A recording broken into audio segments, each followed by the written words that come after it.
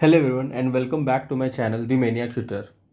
Now अब हम यहाँ पे एक नई प्लेलिस्ट स्टार्ट करने वाले हैं and will be dealing with the gastrointestinal physiology. तो ये this is the first lecture of the series और यहाँ पे हम स्लो वेव्स और स्पाइक पोटेंशियल के बारे में डिस्कस करेंगे। फिर उसके बाद हम एंट्रिक नर्वस सिस्टम के बारे में डिस्कस करेंगे। सो ऐसे ही हम टॉपिक्स को सारा डिस्कस करने जा रहे हैं। ठीक है, तो आगे जाने से पहले हम बस जीआई वॉल की बेसिक एनाटॉमी देख लेते हैं, जो कि हम जानते हैं serosa muscularis submucosa from outside to inside. बस उसी को एक डायग्राम से बेस थोड़ा सा देख लेते हैं। देखो serosa, this is the outer most layer, this is the serosa, right. ये देखो सिरोसा है, ठीक है। फिर उसके बाद तुम्हारा ये देखो लॉन्गिट्यूडनल मसल लेयर है, उसके बाद हमारा सर्कुलर मसल लेयर है, और फिर ये देखो देखो कुछ कुछ ही काम की चीज़ें, serosa, longitudinal muscle layer, circular muscle layer, sub mucosa. ये हमारा सब म्यूकोसा हो गया, ठीक है। और फिर क्या है हमारा म्यूकोसा, ये longitudinal muscle layer, circular muscle layer, sub mucosa, mucosa, that's it, serosa. तो ये बस ऐसा तो कुछ आने नहीं वाला है, बस एक दिखाने के लिए पिक्चुरल रिप्रेजेंटेशन के लिए मैंने डायग्राम ऐड कर दिया। Now motor function of the gut, what is the motor function of the gut? Peristalsis, right. तो ये कौन परफॉर्म करता है? तो आंसर है स्मूथ मसल लेयर। देखो कोई भी टाइप का कॉन्ट्रैक्शन हो अल्टीमेटली कौन करेगा? मसल करेगा, राइट। अब हमें अगर हम अपने हाथ पैर का मूवमेंट करना होता है तो उसको हम स्केलेटल मसल कॉन्ट्रैक्शन बोलते हैं, लेकिन हमें ये भी पता है कि हमें हमारी बॉडी में दो अलग टाइप की भी मसल्स होती हैं, smooth muscle and cardiac muscle. और वो भी कॉन्ट्रैक्शन का फंक्शन परफॉर्म करती है, राइट। जितने भी सारे विसरल ऑर्गन्स है बॉडी के, वहाँ पे स्मूथ मसल है, वहाँ पे अगर कॉन्ट्रैक्शन वगैरह होता है तो वो स्मूथ मसल डील करते हैं, ठीक है। अब देखो बाकी स्मूथ मसल्स के अलावा से हट के एक जीआई की स्मूथ मसल्स में एक एक्स्ट्रा इंपॉर्टेंट बात होती है, और वो क्या है उसको मैं तुम्हें ऐसे समझा लेता हूँ, ठीक है। यहाँ पे थोड़ा सा स्पेस है। तो बेसिक आउटलाइन ये है कि मान लो ये सेल्स है, ठीक है, ये दूसरी सेल है, तीसरी सेल है, चौथी, पांचवी, छठी, मतलब ऐसे ऐसे करके आप ढेर सारी सेल्स बना दो।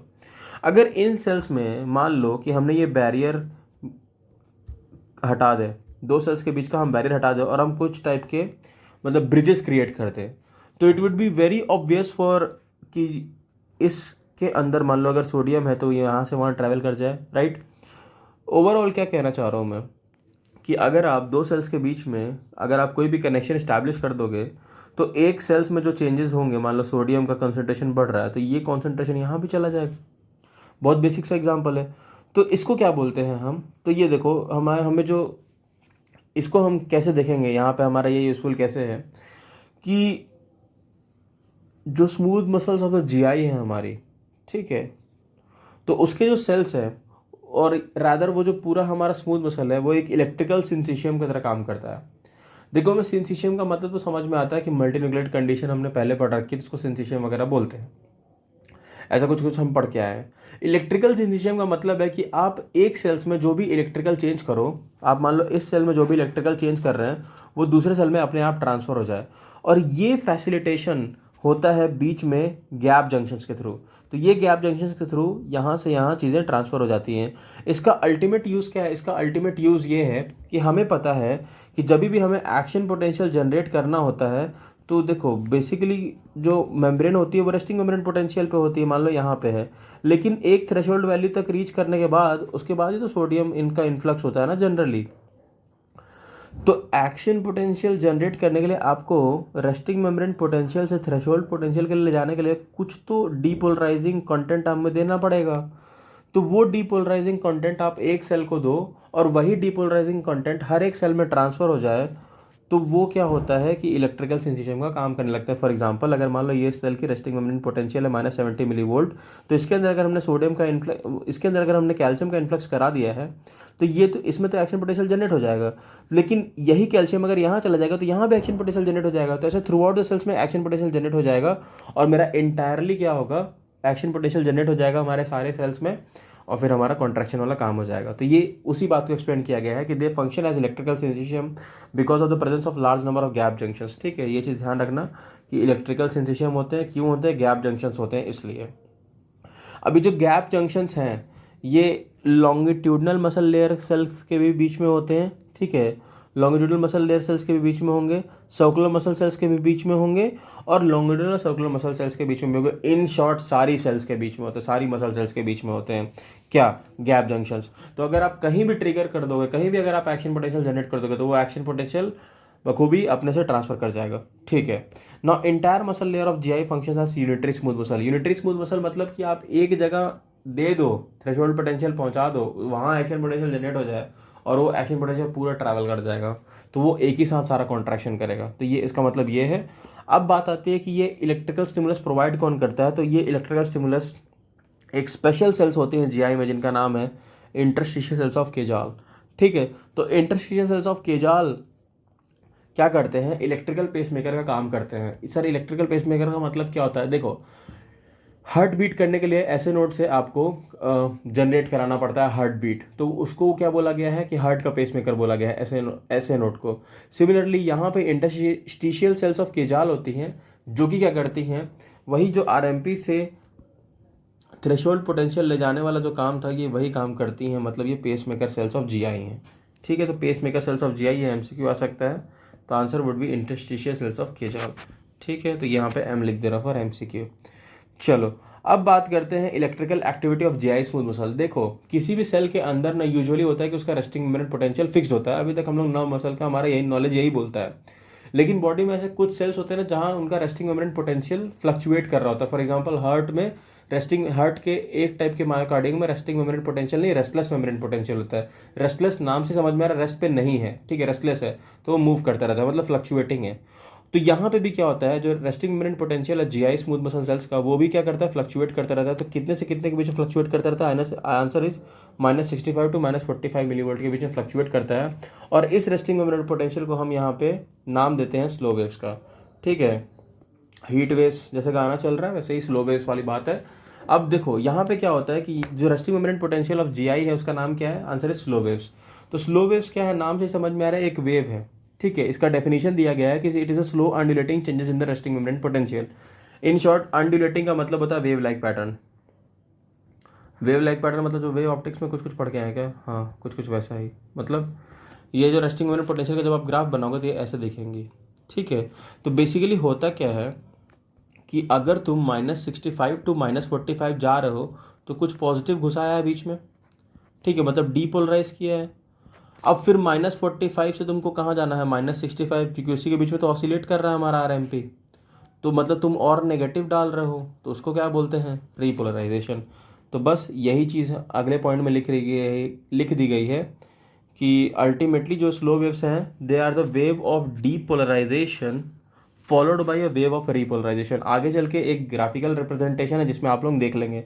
And these are the inherent tendency of GI muscles. By inherent tendency you mean what, I mean what, कि ये मतलब अपने आप सेल्स, मतलब ये सिर्फ जीआई में ही होता है ऐसा। ठीक है, अच्छा, तो अब बात आती है कि क्या जीआई के सारे पार्ट्स में same number of slow waves generate होती है, आंसर इज नो।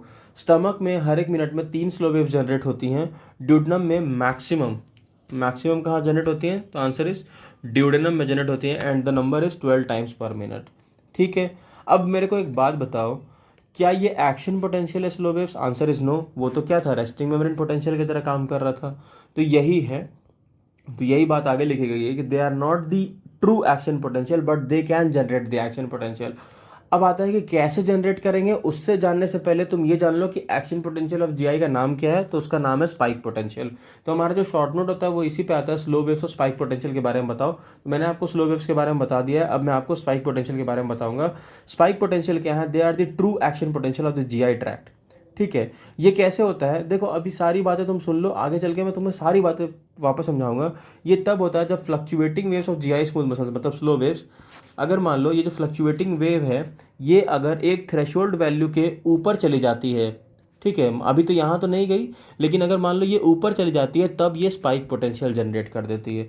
ठीक है, थोड़ा भी कम समझ में आ रहा होगा, just stay with the video, अभी तुम्हें आगे चल के पूरा समझ में आ जाएगा। और थ्रेशोल्ड की वैल्यू क्या है, -40 मिलीवोल्ट। ठीक है, फिर एक पॉइंट आता है कि frequency of spike potential is proportional to amplitude of slow wave potential. ये बस यहाँ देख लो, आगे चल के इसको मैंने एक्सप्लेन कर दिया है। ठीक है, तो अब देखो स्लो वेव क्या है। स्लो वेव को मैंने क्या बोला था, basically it was a wave of depolarization followed by repolarization, depolarization repolarization, depolarization repolarisation.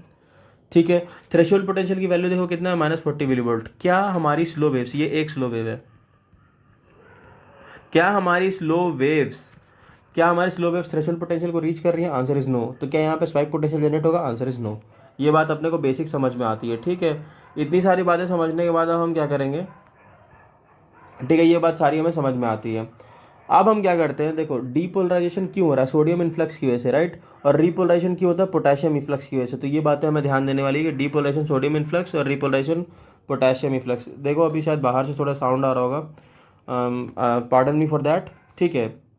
चलो, अब क्या होता है स्लो वेव्स, स्लो वेव्स हमने देख लिया। अब देखो यहाँ पे हम कह रहे हैं कि यहाँ पे कोई स्पाइक पोटेंशियल नहीं दिख रहा है because the fluctuating waves does not reach the threshold value, ठीक है, मैंने ऑलरेडी एक्सप्लेन कर दिया। Now moving ahead with the spike potential, देखो यहाँ पे देखो ये एक स्लो वेव है, सारी स्लो वेव्स हैं इनफैक्ट, लेकिन यहाँ देखो थ्रेशोल्ड पोटेंशियल को क्रॉस नहीं किया गया है। यहाँ जैसे ही स्लो वेव ने थ्रेशोल्ड पोटेंशियल को क्रॉस कर दिया, ये देखो यहाँ पे स्पाइक पोटेंशियल जनरेट हो गए, ठीक है। तो यहाँ पे स्पाइक पोटेंशियल को वो किया गया है, रिप्रेजेंट किया गया है। और तुम देखो कि जितना ज़्यादा आप ऊपर जाएंगे, फ्रीक्वेंसी ऑफ स्पाइक पोटेंशियल, मतलब जितना एम्पलीट्यूड है अगर स्लो वेव का थ्रेशोल्ड पोटेंशियल के जितना नीचे जाएगा, उतना ही नंबर ऑफ स्पाइक पोटेंशियल्स ज़्यादा जनरेट होंगे, ठीक है। तो ये बात ध्यान देने वाली है। आई होप ये सारी बातें समझ में आ रही होंगी। तो ये देखो जैसे ही स्लो वेव थ्रेशोल्ड के बाहर चली जाती है, हमारा क्या हो जाता है, स्पाइक पोटेंशियल जनरेट हो जाता है, ठीक है। तो ये सारी बातें हो गई। नाउ फ्रीक्वेंसी मोर, यहाँ देखो मैंने दिखाया कि यहाँ पे ज़्यादा फ्रीक्वेंसी क्यों है, ज़्यादा फ्रीक्वेंसी इसलिए है because this size of slow wave is above the threshold potential is more, ठीक है। तो ये सारी बातें भी समझ में आ गई हैं, ठीक है। अब क्वेश्चन, हाँ ये एक क्वेश्चन आता है जो कि वाइवा वगैरह में पूछा जा सकता है, इनफैक्ट ये एक 2-3 मार्क्स का क्वेश्चन भी शॉर्ट नोट्स के फॉर्म में आ सकता है कि how the spike potential of GI smooth muscles differs from the action potential of the nerve. देखो स्पाइक पोटेंशियल एक्शन पोटेंशियल तो है, लेकिन वो कैसे डिफर करती है हमारे एक्शन पोटेंशियल से, उस ऑफ नर्व फाइबर से, उसको हम देखते हैं कि देखो स्पाइक पोटेंशियल क्या है, इट लास्ट लॉन्गर। पहला पॉइंट है स्पाइक पोटेंशियल लास्ट लॉन्गर। क्यों लास्ट लॉन्गर है, क्योंकि देखो यहाँ पे क्या होता है ना कि सोडियम और पोटेशियम चैनल्स का ओपनिंग लेट होता है, तो हमारा डीपोलराइजेशन लेट होगा, रिपोलराइजेशन लेट होगा, क्योंकि अगर ओपनिंग ही लेट है तो डीपोलराइजेशन लेट होगा, और क्लोजिंग भी लेट है तो रिपोलराइजेशन लेट होगा। तो ऑब्वियस सी बात है वो जो ड्यूरेशन ऑफ एक्शन पोटेंशियल वो ज़्यादा हो जाएगा, ठीक है। Ways in which they are generated, हमें पता है एक्शन पोटेंशियल जो नर्व फाइबर का होता है that is entailed to sodium influx, लेकिन यहाँ जो स्पाइक पोटेंशियल होता है वो कैल्शियम और सोडियम दोनों के इन्फ्लक्स की वजह से होता है। तो ये एक अलग से एमसीक्यू भी बन सकता है और आपसे इंडिविजुअली पूछा भी जा सकता है, ठीक है।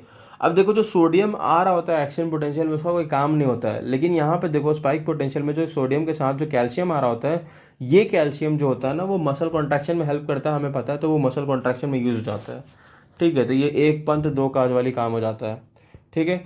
So that's it with the introductory video of I hope आपको स्लो वेव स्पाइक पोटेंशियल समझ में आया होगा। Thank you very much. If you like the video, please let me know if you want any corrections in my teaching way. So you can let me know in the comment section. Please like, comment and subscribe. Thank you.